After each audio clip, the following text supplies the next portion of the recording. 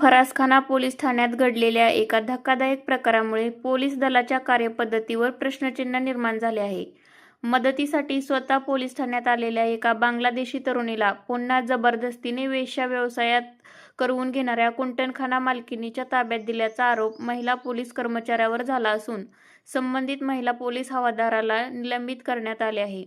या प्रकरणी अधिक माहिती अशी की सुमारे महिनाभरापूर्वी रात्रीच्या वेळी एक तरुणी फरासखाना पोलीस ठाण्यात आली होती.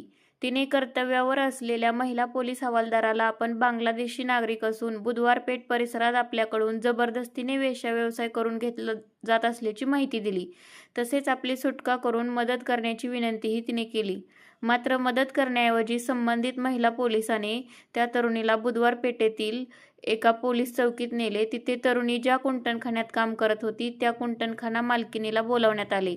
त्यानंतर महिला पोलीस कर्मचारी आणि कुंटणखाना मालकिणीमध्ये काहीतरी संशयास्पद बोलणी झाल्याचा आरोप आहे. या चर्चेनंतर मदतीची अपेक्षा ठेवून पोलिसांकडे आलेल्या तरुणीला पुन्हा त्या कुंटणखाना मालकिणीच्या ताब्यात देण्यात आल्याचे समोर आले आहे. हा प्रकार उघडकीस आल्यानंतर पोलीस विभागात खळबळ उडाली. या प्रकरणाची चौकशी करण्यात आली असता कर्तव्यात गंभीर हलगर्जीपणा आणि बेजबाबदारपणा झाल्याचे निष्पन्न झाले.